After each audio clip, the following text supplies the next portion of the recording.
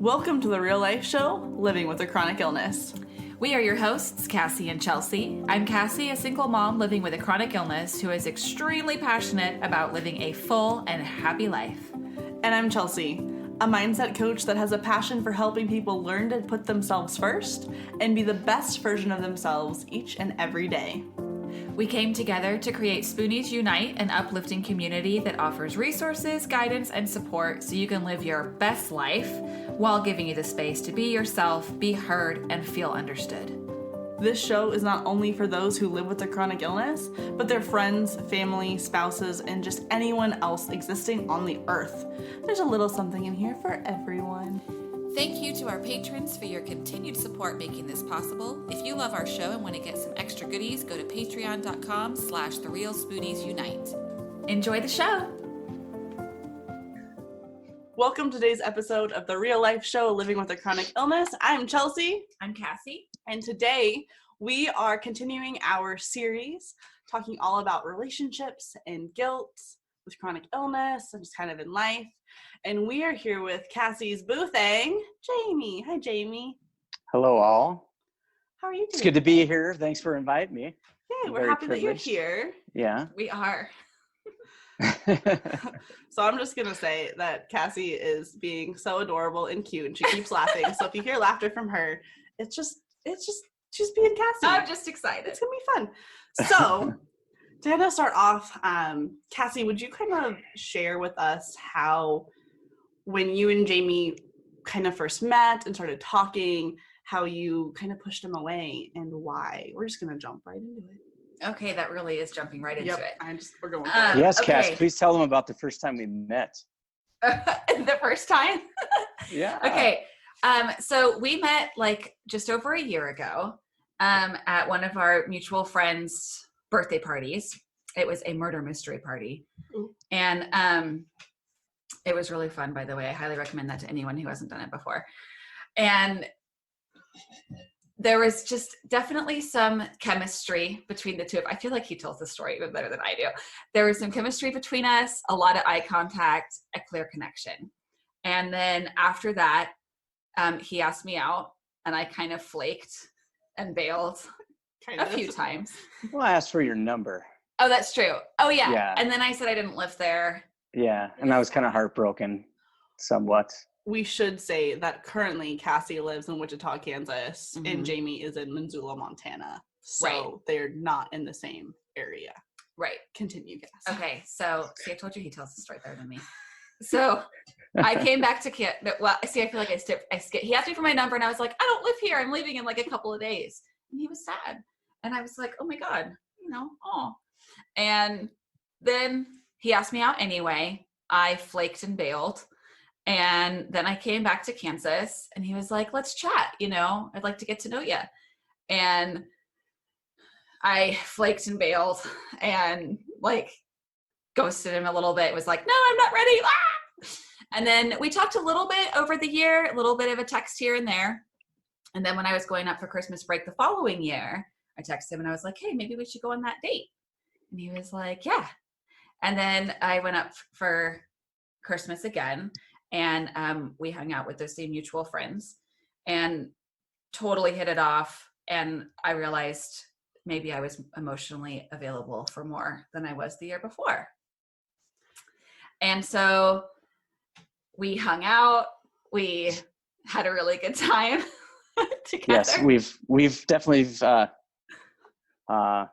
grown a relationship out of this whole thing. So yeah. Mm-hmm. But I still was trying to like keep him at arm's distance.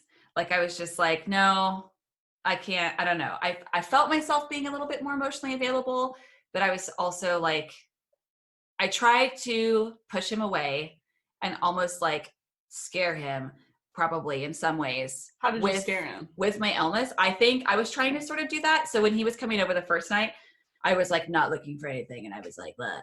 And so I didn't put on any makeup, and I was just like, I don't care. I'm not looking for anything. And I was walking around with my hot water bottle, and I didn't feel good.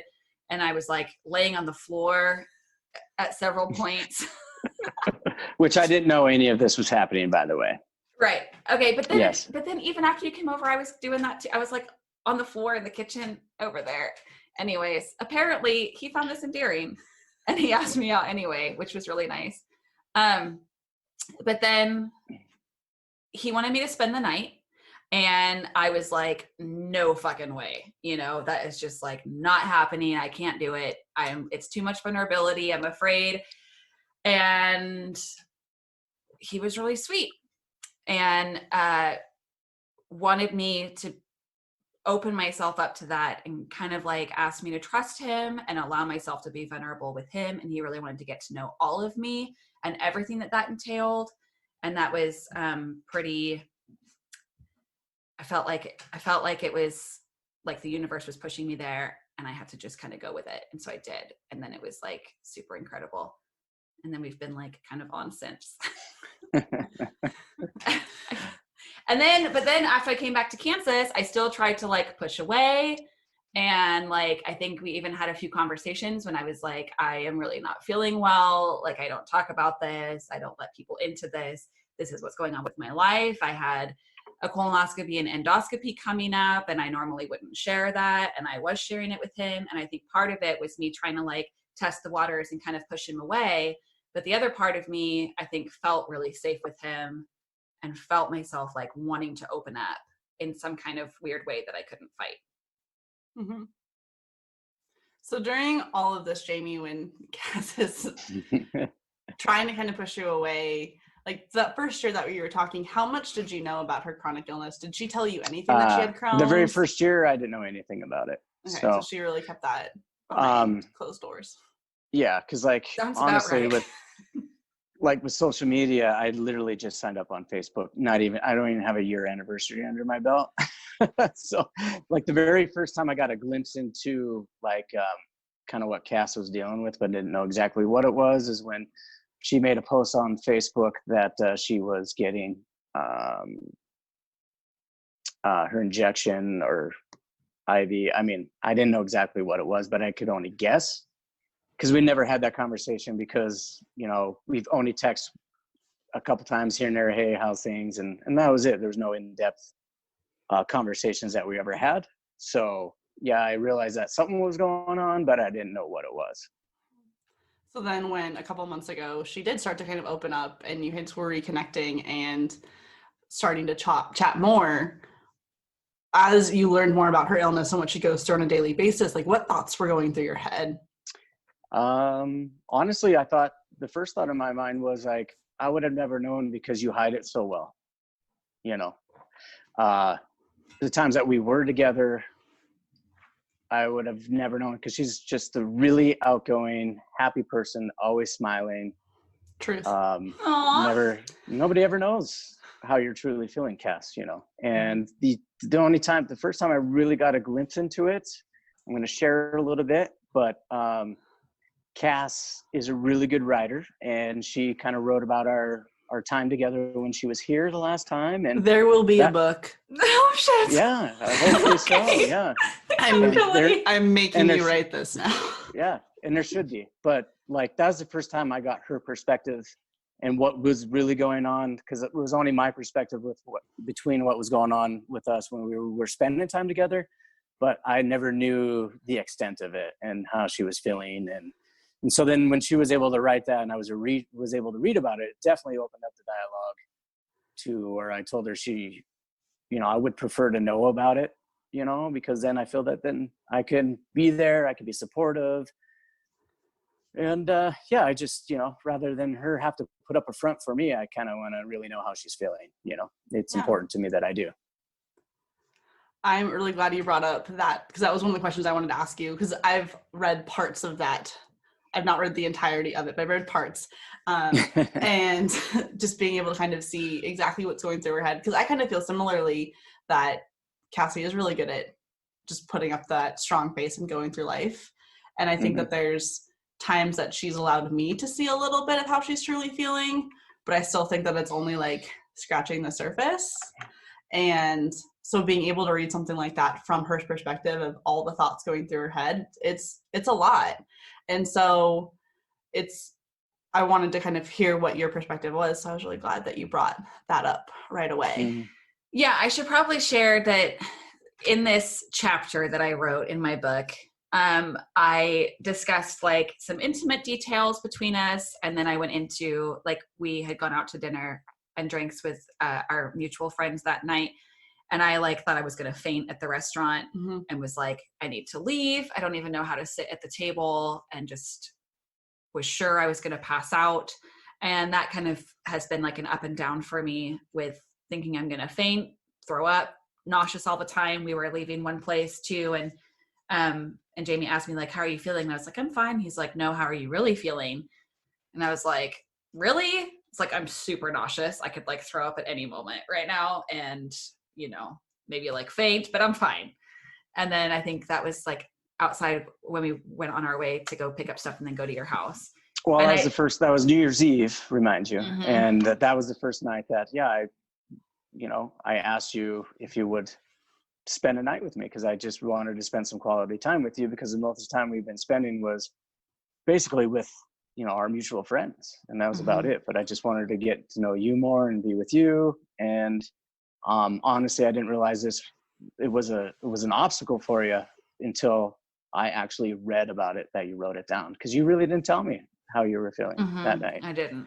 And Jamie, how does that make you feel, that this woman that you were starting to care about and wanted to get to know more, that she was hiding so much from you? I admired it, because she's so strong, to be able to do that. Like, it was amazing that she could just feel the way she did, and then just not even show it, and still want to participate and do things. And I didn't realize, for me, it was like, I had no idea that, like, I knew that she was like not sure about wanting to stay with me, but like the feelings that I had for her, and I felt like it was mutual, that it should have been an immediate yes.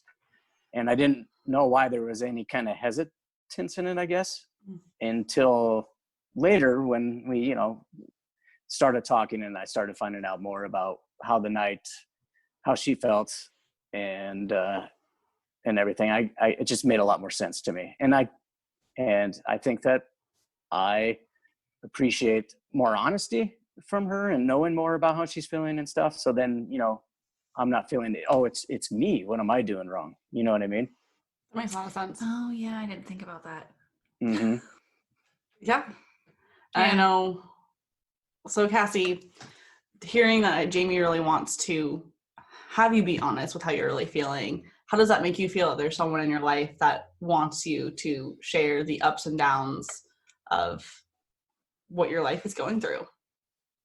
Well, that's probably the first male that's done that for me. I have my girlfriends who I feel like close with, but it's really nice. It's taken me a while to like accept it, but then I kind of surrendered to it, and now I don't know. It's like wonderful. It feels amazing, and I don't know like how I could ever. I don't know. It's kind of like I've been just dealing with all of it on my own forever, and in other episodes of this little series, our listeners will see that that's the case. Dive into that a lot more. And so, but I kind of always saw it that was like probably going to be the way that it was. It was easier to accept that and just like be on my own and know that that's like, it's just me.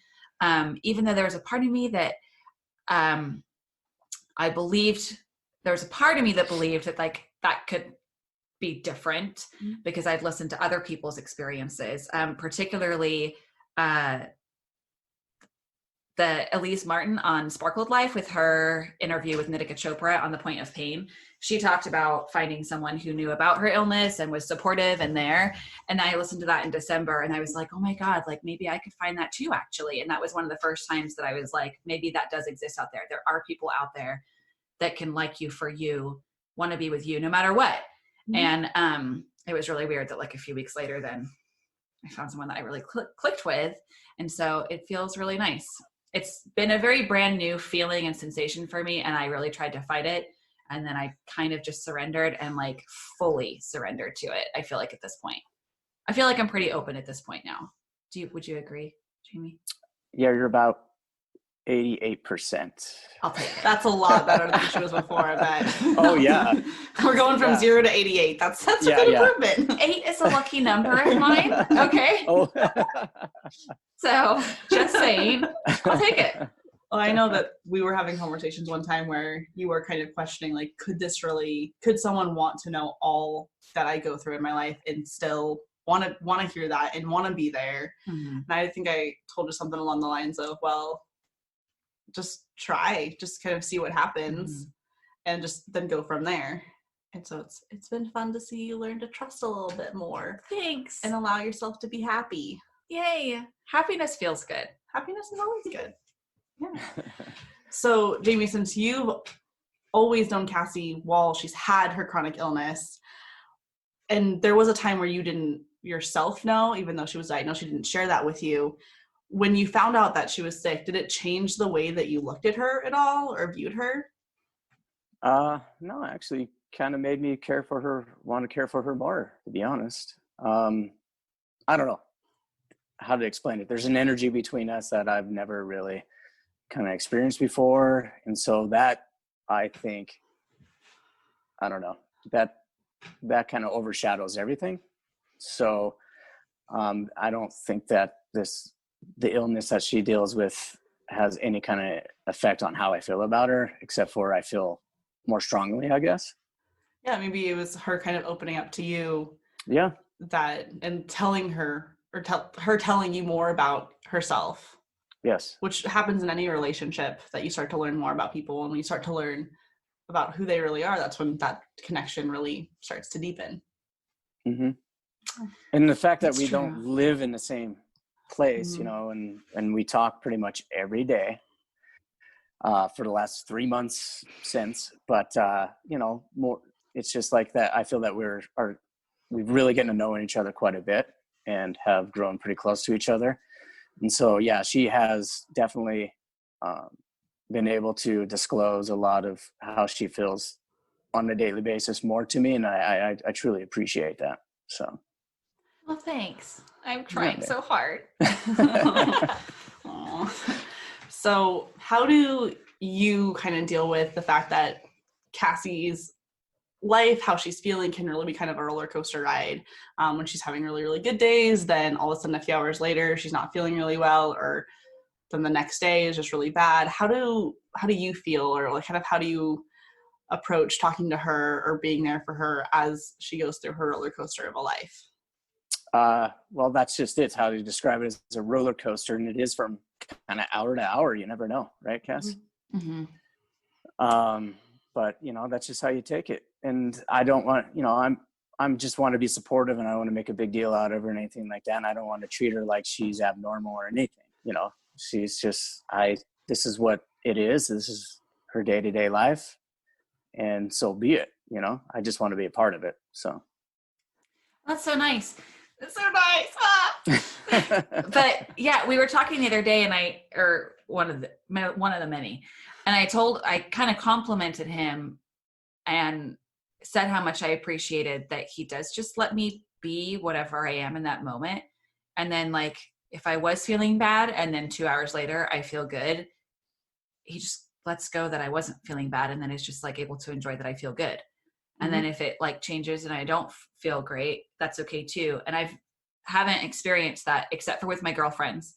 I haven't experienced that with anyone else, that it's okay. I always would be consumed with like worrying about how the other person is handling it, how they're feeling, being a burden, like, you know, then treating me really fragile. I mean, even my stepdad, like I often never tell him how I'm really feeling, because if I say I'm having a bad day, the next day he's worried. You know, and then like the next day he's worried, and then I'm worried that he's worrying about me, and it's like this like cycle. And so I'll just be like, I feel great all the time, pretty much. And then, but so it's been really nice. Jamie's really great about just letting me be however I am, and I don't know. I guess I probably have still been a little bit like, we were together last weekend, and there was one point that he's like, how are you feeling? And I was like, I'm fine. And he's like, are you really? And I was like, yeah. And he's like, would you tell me if you weren't? And I was like, probably not. And that's where the 88% honesty comes in. Yeah. Yeah, but then there was another time that I was like, I am just in a lot of pain right now. I'm dealing with a lot of fucking pain and it hurts. And I like went outside and breathed and got through it in the cold and in the rain. And that's just what I had to do for myself. And then it was like an hour later that I was like, I'm really not in any pain anymore. I'm like doing much better. And he was like, are you really? And I was like, well, yeah, I just told you, you know? So again, ups and downs. Yeah. So I got a question for you, Cass. Oh God. So people that are around you that care about you, if they keep asking you, you know, hey, how are you feeling? How are you feeling? Does it get annoying to you at some point in time? Ooh, that's a good question. That is a good question. Or you're like, okay, just stop asking me? That is a really good question. I think it depends on the person.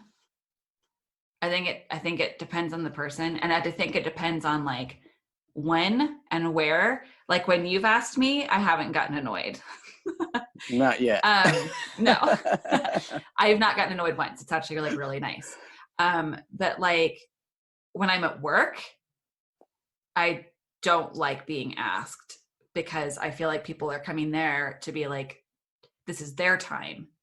And although sometimes I like love that my clients like are so caring of me, and I like could cry most of the times I go to work because I have like the best clients in the world. Sometimes I feel very uncomfortable when I'm being asked like, how are you doing? Because I don't feel like I can answer it honestly because of the situation. Because then it's like, how can I say, I've had a migraine for days. I want to throw up. I haven't eaten in 3 days. And I like feel like shit my pants. But I'm here for you.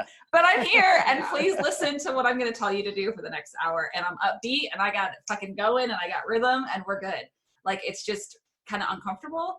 And so I think it depends. But when you've asked me, I've never been annoyed.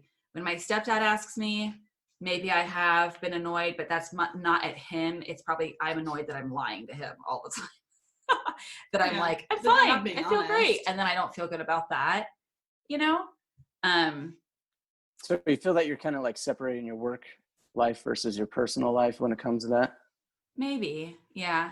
And I think like, so I was talking to my ex-mother-in-law texting the other day, like she's been sick with the flu. And I was like, how you doing? How you feeling? And she wrote back and told me how she was feeling. And she's like, how are you? And I didn't respond with that. I responded with, I hope that you're feeling better and like you have a great day. And she's like, thanks. How you doing? And I was like, you know, I just hope that you feel better and like, you know, that you're having a good week. Are you back to work? And she was like, how are you doing? What's going on with you? And I like picked up the phone and looked at it and like put it back down and then was like, oh, fuck, you know? And then I wrote her back, but it was because I didn't want to take away from like her being sick and having the flu, you know? So then I was like, it's not about me. Like, it's about you. How are you feeling? You know? How would you feel? Because you were chronic illness, it's not going away. What would happen if Jamie had the flu? I'd be like, how are you doing? But also knowing that Jamie wants you to be honest with him about how you're feeling on a daily hourly basis. Do you think that, again, you would hold back just because he's not feeling good in that moment if he was sick? Well, now that we've had this conversation and I know that he really wants to know, then I think I need to be honest and tell him. But otherwise, if I'm honest, I probably would just be like, oh, fine. You know? Which you do that. Yeah. All the time. Yeah. She does it to me too. It's okay. Yeah. Yeah. But I see though, especially with you saying that, like, if I hadn't have told you how I really feel and what's going on and the honesty, like why I didn't want to come home with you and stuff like that, I hadn't actually thought about it in the sense of like, of course you would think that's about you, not knowing anything of where I'm coming from. And I would never want someone to feel like that, you know? So that's some good little medicine for me to take there. So I think we're going to So I would try to be honest. Okay. I'm glad you're trying to be honest. Because we're going to talk about a little bit more juicy stuff next. Oh, shit. I feel like I'm in the hot seat the whole time. You're not in the hot seat. Calm down. It's fine. No, that's the juicy seat.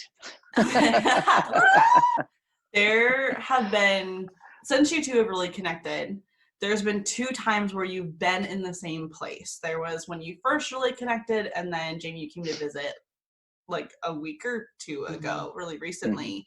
So the first time that you were in the same location, there was a lot of hiding stuff from Cassie.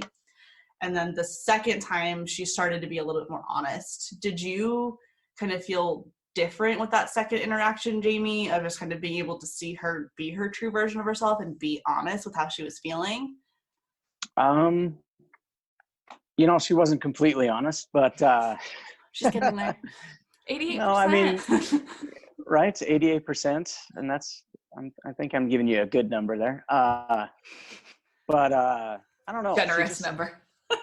Yeah, I think it was more like, you know, the time that we got to spend together was pretty short, but she wanted to make the most of it. I wanted to make the most of it. And she was telling you that there's times she did have to get up early in the morning just to go outside because she was hurting so bad. I just asked her, so okay. She said, it's fine. I just need to go get fresh air.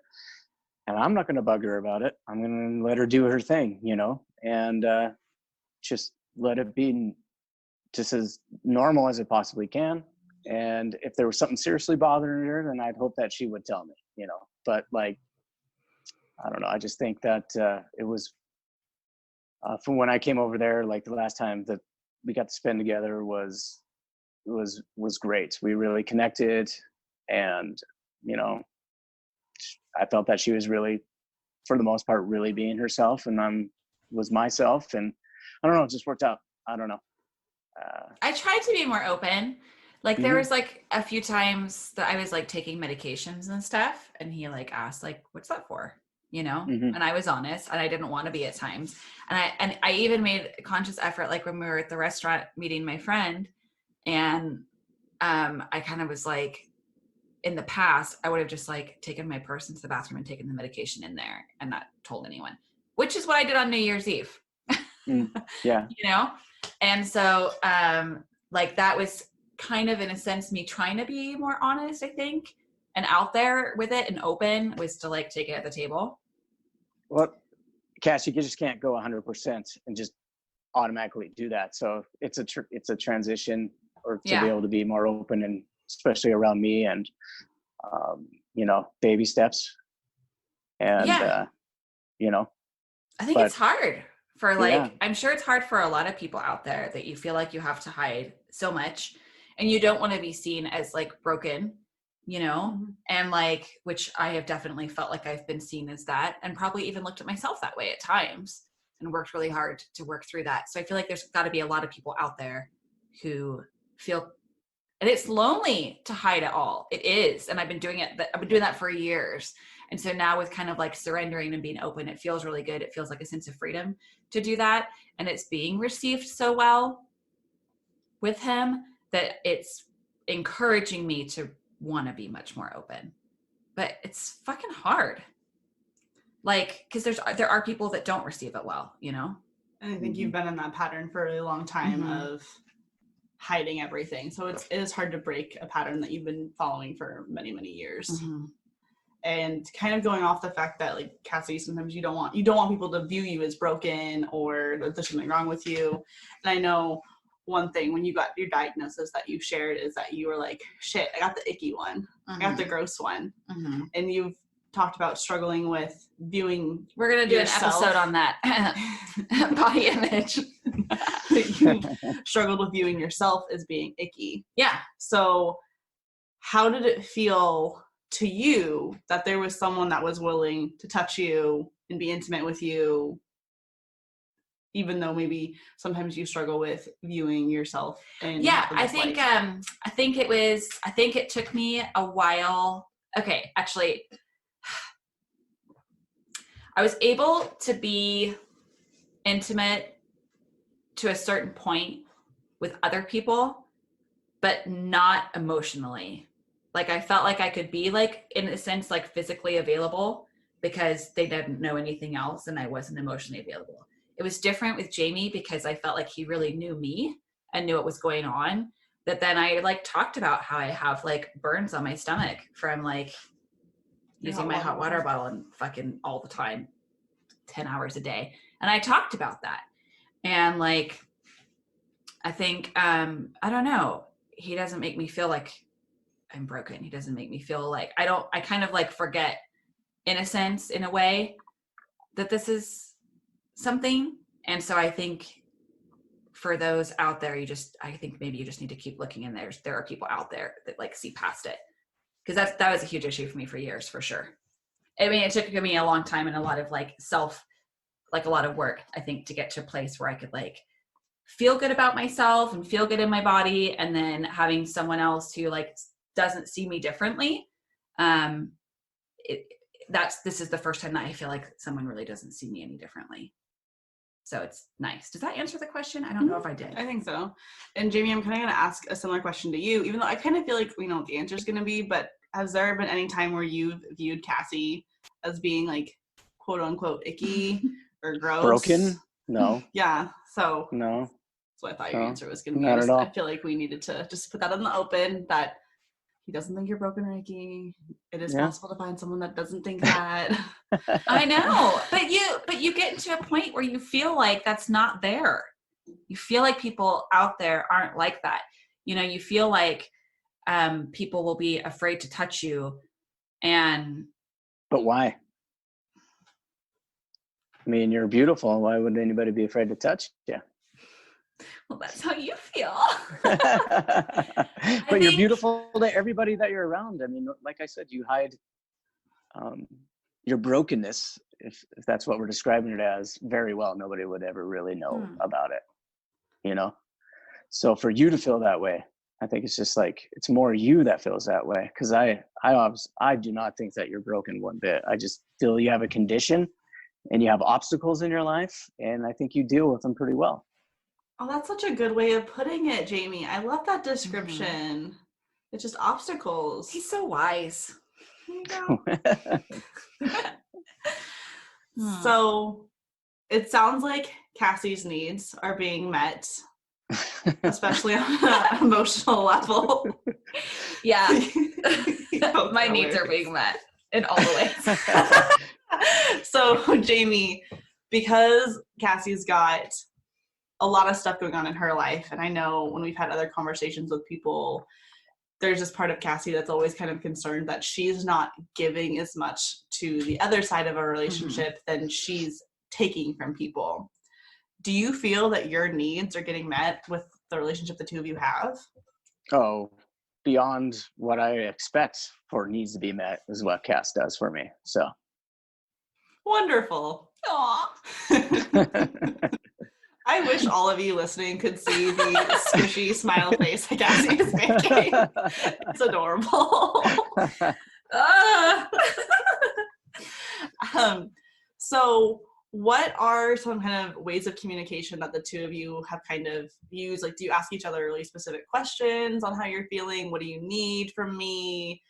How would you encourage other people that are kind of maybe starting a relationship, or someone who just got a diagnosis and they're trying to figure out the changes in their relationship? What type of communication would you encourage them to have a fulfilling relationship like the two of you do?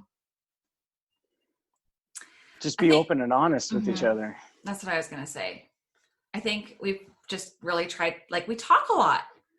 We talk a lot, but not just like we talk about nothing and then about everything. But I think I feel very safe with him and talking to him, and it makes me feel like I can be honest and ask questions. Like when we had our interview with Jessica and we're talking about the give and take, that was the first time I've like asked a friend, do you feel like it's like give and take in our friendship? You know, and it was really awesome to have that conversation. And I talked to Jamie on the phone shortly after that, and I was like, you know, it feels really good because it feels really natural. I feel like I could just ask him that and that he would be honest and respond. So probably I would say just being open. I didn't have that in the past where I felt like I could be open and just have honest communication and just say exactly how I felt or ask questions. And it's really nice. I would recommend just have those difficult conversations. Say how you feel. Yeah. I mean, you're going to be, you know, people that are out there that are dealing with chronic illnesses and trying to, you know, find a relationship and so forth. It has to be on both sides. I mean, if you're open and honest and then, you know, the other person doesn't accept it, then I guess it's never meant to be. You know, don't force it. But I feel that like Cass and I are pretty lucky that we got to meet each other, and I don't know, it's, you know, it doesn't happen very often, I don't think, and not in my lifetime, that is. But I feel that what we have is pretty special. So. Me too.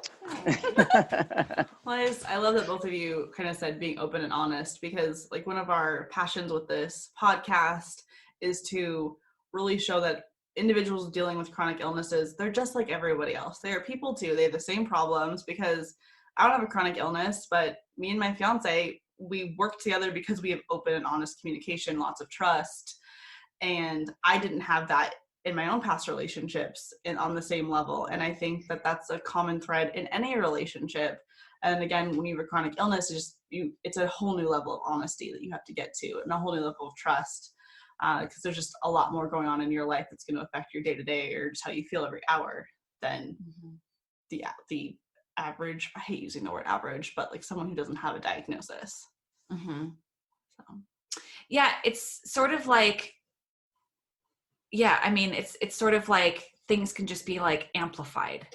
I mean, and maybe there's like, when you have a chronic illness and you're getting into a relationship or you are in one, I think that sometimes there's like serious topics have to be discussed in that way, like maybe early on. And maybe that, I don't know, maybe that can be something that's different with just, I don't know. Do you think, I would be curious for like other people who might be listening too. So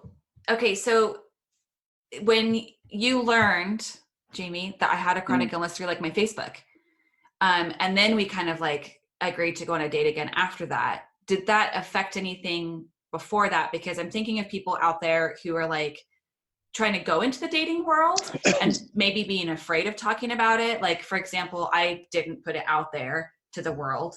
Like when I was on some dating apps, I didn't say anything about it. And I just wonder, like, for you on the other side, when do you feel like might be a good time for someone to tell you that they have that going on if you weren't able to like Facebook stalk and find it out?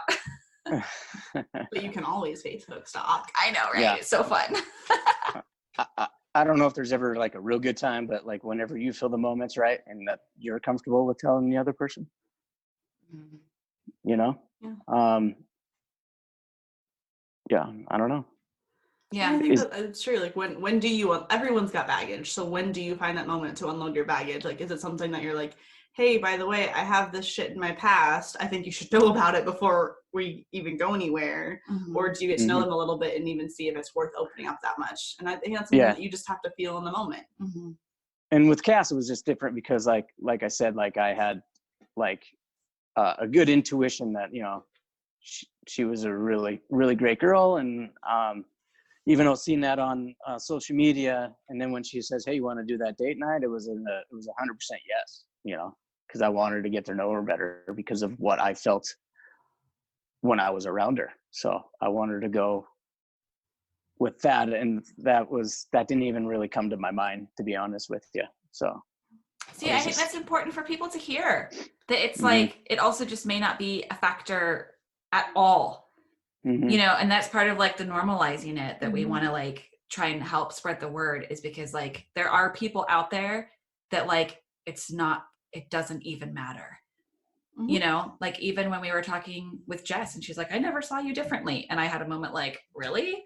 I had no idea. I've totally seen myself differently. And so it's like, I think that I really want people to know that there are men and women out there who don't give a shit. I mean, they care, but like, it's not going to phase them. They don't give a shit if you have like a chronic illness. It's not going to be a factor. They a still want to deciding get factor. to know you. Yeah. Yes. And be Right. with you. Yeah. You're still a person to them. You're not just your condition or your illness. Because I don't think that, you know, 6 months ago, I didn't believe that. I didn't think that. I didn't feel that way. I definitely felt like it was all that someone was going to see, and how could they see me for me. So I really want people to know that like that is out there. I don't even know if you would have felt that way 3 months ago. Probably. Fair point.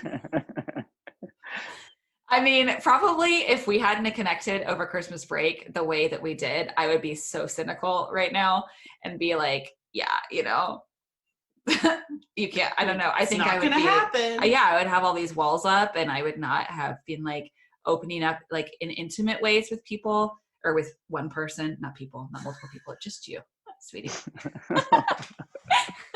Good to know. Good to know. Just kidding. But I think that that's like probably the truth. I probably will be like, I don't know. Yeah. Maybe there's people out there. I would want to give everybody like false hope. I'd be like, there's hope, but I don't know if I'd be like, no, I wouldn't. I'd be cynical. I wouldn't be lying to the world. I'd just be like, I don't know. Do you do you. Very interesting. I think your mindset has changed drastically since you and I have been talking and getting to know each other better, which is a good thing. I agree. So then, yeah. Yeah, you're right. Yeah. I told you I surrendered. I think it just goes to show that when you're surrounding yourself with people that you care about, that care about you in return and are there for you and are able to support you in the ways that you really need and you really want, that it can really make a positive impact on your life no matter what. The thing is that there are people out there for you like that. You just have to be open to it. Yeah. Don't close yourself off. Be open to it, because you will be able to find somebody. Because not every good guy is going to wait around for a year like Jamie did for Cassie. It was a long year. Oh, but no. I did it. It all worked out. It was worth the wait, Cass. Oh, thanks. Aww. It was totally worth the wait. So as we start to wrap this up, is there any other questions the two of you have for each other at all? I think I've asked everything I can think of. I think one thing that I would like to maybe ask is, on here we had the question of, do you worry about me and what does that feel like to you? And I would like to hear your answer, because I know that I get a lot of guilt. Like, I feel really worried about people worrying about me. And so I'm sure that there are other people out there that are worried about people worrying about them, and they hide stuff like I've been doing, and maybe being able to help drop the guilt around that. That's a good question. Wait. So the My question was like, how are you feeling right now? Oh. I have my hot water bottle that I'm hiding back here. And I think I'm probably going to have a migraine this afternoon. Yeah. Crampy, pretty nauseous. And then you're going to go home and take care of your son and your stepdad and act like nothing's wrong, right? Yes. Yeah, like you normally do. Right. Yeah. And that's one of the, I admire that quality about you, but sometimes you have to be open with the ones that are close to you as well, like your stepdad and your son. Mm-hmm. Especially the days that you are really struggling and it's really tough on you, because it drains you. And I see it, because now that you're a little more open with me about it, my suggestion to you is to be a little more open with your family too. Yeah. We're working on that. Yeah. So Jamie, since she just kind of with Cassie's question for you, since she started opening up about how she's truly feeling, does that make you worry about her now? No, because I know it's part of. That's nice. I'm not worried about it, Okay, cool. Yeah. Maybe people don't always worry. It's okay. No, I'm not worried about you. Would you worry about Jamie if he had the flu right now? Yeah. But what would the level of worry be? Okay, all right, fine, I get it. Thank you. Okay, I would be more of just wanting to care for him. Yeah. But I guess you're right. I wouldn't be worried. Because I think when you say that you get guilty about people worrying about you, so you worry about that guilt, then I take that as so much as you're worried about people worrying about you on this really deep level that's disrupting their lives. When it's just okay, yeah, I'm your friend. I'm concerned for your health. I want you to feel good, but I'm probably not gonna let it affect my life if I'm worrying about you. Does that make sense? Yeah. Yeah. So it's almost like you're taking it to a new level. I wouldn't say that I worry about you. I just care about you. Yeah. You know, it's not, I'm worried about you. It's, I care about you. I care about how you feel, you know, but I'm not worried. Interesting. See, that's good. This is why this is great. So do you feel less guilty, Cassie? About Yeah, I being do. honest? Right now, I feel less guilty. I feel like less worried about people worrying. Because Mission like, You know, this whole accomplished. podcast has been very therapeutic. I have kind of felt like we've had a little therapy session, and I would just like to say that I am not a trained therapist. I am a personal trainer and a Pilates instructor, which kind of makes me feel like an unofficial therapist. Yeah, we play therapists a lot. But yeah, it's the unofficial job title. Hopefully this will be therapeutic for others out there. That's the whole point of why I wanted to share this and put it out there, this very intimate, vulnerable stuff about me to the world. Yes. Because hopefully other people can hear and give a little bit of hope to, like, I don't know, just that, I don't know. It's great. It's definitely changed some things for me, for sure. The worrying thing, being more open, trusting, trust the people around you, you know? And I think if there's anyone listening that maybe you're just unsure of how to have that conversation, that honest, open conversation with someone that you care about, or if there's just another struggle that you're having that you want us to talk about, then please let us know. Yes. That's what this is for. Yeah, we're open books over here, if you can't frickin' tell already. Good grief. Yay. Oh, fantastic. Any last words from anyone? Happiness is cool. All the cool kids are doing it. You should go find it. You're such a dork. I agree, Cass. Yes, happiness is cool. Oh my goodness. Well, it's been really fun being your unofficial therapist for the two of you. You're I so hope good at it. Oh, thanks. I hope the two of you learned a little bit about each other in the past, however long you've been talking, 45-ish minutes, I'm not really sure. Mm-hmm. And I hope that people listening also got something positive out of that, and just at the very least see that there's examples that there are people out there that will care about you and be there for you no matter what. And maybe if you feel like you're not getting that from someone, then maybe they're just not meant to be the right person for you. Yeah, sometimes you just got to close a door to open another. Yes. Yep. You know, close the window, find a door, or whatever. Whatever that saying is. I haven't heard that one before, but I'll go with it. Or wait, if you close the door, you could open a window. That's what it was. It's close the door, open a window. I'm really glad we figured that out. We should go. All right. Well, Jamie, thank you so much for taking the time to talk to us. Are you kidding me, ladies? Thank you. I was, it's an honor to actually be on one of your very first podcasts. So thank you. Thanks for being part of it. Yeah. Yes. Yay. All right. Well, we will talk to you soon, and we will talk to all of you listeners next time. Yeah. We hope you enjoyed today's episode. Please write us a review to help us reach more people like you. If you'd like to connect with Cassie and I, you can find us on Instagram at The Real Spoonies Unite. You can also join our private Facebook community, Spoonies Unite, or you can visit our website, therealspooniesunite.com, for all sorts of resources and to stay up to date with our current projects. And don't worry, you can find all of these links in the show notes below. Thank you to our wonderful Spoonie patrons for all your support, and you can become one too. That's right. All you have to do is go on over to patreon.com/therealspooniesunite, and you can get all sorts of extra goodies like videos of our episodes and more. Any support is greatly appreciated. It helps enable us to create more content for all of you, as well as make this podcast sound better and better. Thanks for listening. We can't wait to be back in your ears soon.